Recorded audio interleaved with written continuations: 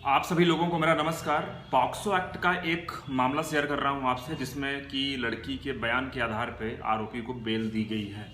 आपने ये बात सुना होगा और आपने देखा भी होगा कि पॉक्सो का मामला जो होता है तो गंभीर मामला होता है। अगर पॉक्सो एक्ट किसी के ऊपर लग गया है और आरोपी जेल में है तो बेल मिलने की जल्दी संभावना नहीं होती है। बेल तो हर किसी का राइट है, बेल मिलती भी है, लेकिन वक्त लगता है।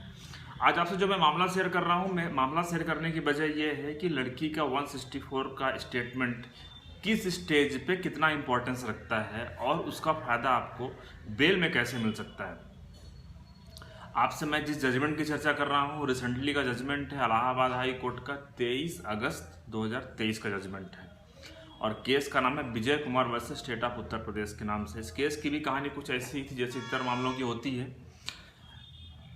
लड़की के और लड़के के दोनों के बीच लव अफेयर था और लड़का जो है तो लड़की को अपने आंटी के यहाँ ले जाता है। दोनों के बीच फिजिकल रिलेशन स्टैब्लिश होते हैं और फिर उसके बाद दोनों अपने अपने घर चले जाते हैं। उसके कुछ समय बाद लड़की का जो व्हाट्सएप चैट है उसको देख करके उसके परिजनों को पता चलता है कि इन दोनों के बीच अफेयर है।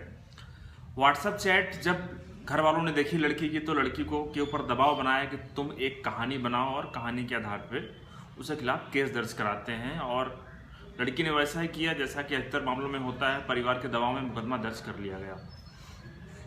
मुकदमा दर्ज करने के बाद एफआईआर दर्ज होने के बाद पुलिस ने इस मामले में तफ्तीश किया, जांच करने के बाद मामले की चार्जशीट फाइल की गई।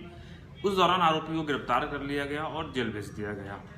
आरोपी जेल में ही था। उसके बाद बेल एप्लीकेशन फाइल की गई। उसमें यह दलील दी गई कि चूंकि लड़की ने 164 के स्टेटमेंट में ये बोला है कि लड़के से उसका लव अफेयर था और वो अपनी मर्जी से उसके साथ गई थी। लड़की ने ये कहीं से कहीं तक नहीं बोला कि उसका अपहरण किया गया है, उसके साथ ज़बरदस्ती की गई है, उसके साथ रेप किया गया है।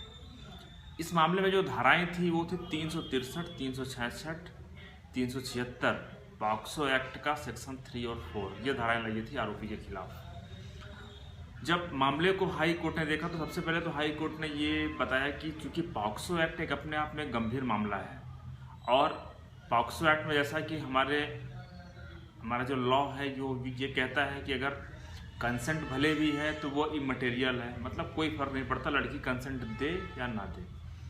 इलाहाबाद हाई कोर्ट ने जब इस मामले का जिक्र किया तो आगे अपने ही कुछ फैसले लिखा। ये एक मामला था Atul Mishra versus state of Uttar Pradesh के नाम से। ये अपने आप में एक महत्वपूर्ण मामला था और इस मामले को इस जजमेंट में कोर्ट किया गया। इसका मतलब ये है कि अगर आपका मामला इलाहाबाद के आसपास का है, उत्तर प्रदेश का है, दूसरी जगह का है, तो आप इस जजमेंट को कोर्ट कर सकते हैं। उसका फायदा आपको मिलेगा कि ये अपने आप में एक लैंडमार्क जजमेंट है, अतुल मिश्रा वाला जजमेंट। मैं इस जजमेंट को ऐड कर दूंगा, आप डिस्कशन बॉक्स में इसको पढ़ भी सकते हैं।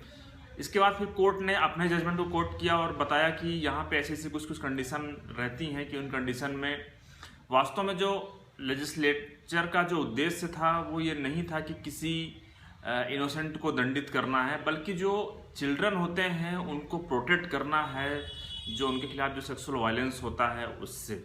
लेकिन जहाँ पे ऐसी कोई परिस्थितियाँ नहीं है वहाँ पे इस चीज़ को ध्यान दिया जाना चाहिए।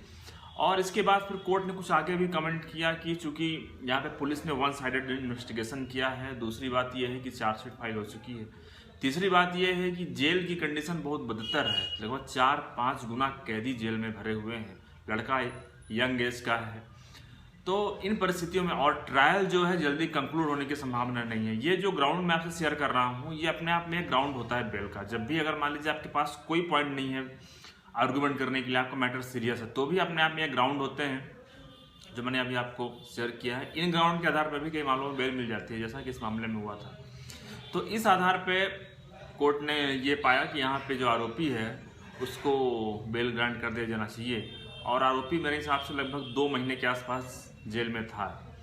तो इसके आधार पे हाई कोर्ट ने कुछ कंडीशन इम्पोज किया कि इतने का सिक्योरिटी रहेगा, गवाहों को प्रभावित नहीं करेगा, हर पेशी पर उपस्थित होगा, विटनेस को टैंपर नहीं करेगा, एविडेंस जो भी है उसको टैंपर नहीं करेगा। ऐसा कहते हुए हाई कोर्ट ने आरोपी को बेल ग्रांट कर दिया। तो आपसे इस वीडियो को शेयर करने का उद्देश्य था, जजमेंट को शेयर करने का उद्देश्य ये था कि पॉक्सो एक्ट अगर लगा भी हुआ है और 164 का स्टेटमेंट आरोपी के फेवर में है तो इसको आपको यूज़ करना चाहिए, क्योंकि 164 का स्टेटमेंट वास्तव में बेल के टाइम पे यूज़ किया जाता है, लेकिन फ्यूचर में अगर आप ट्रायल देखेंगे तो ट्रायल में 164 के स्टेटमेंट की एविडेंसरी वैल्यू नहीं होती है। इसका मतलब ये होता है कि एविडेंस के लिए इस्तेमाल नहीं होगा, भले ही आपके खिलाफ है आपके फेवर में है, लेकिन अगर लड़की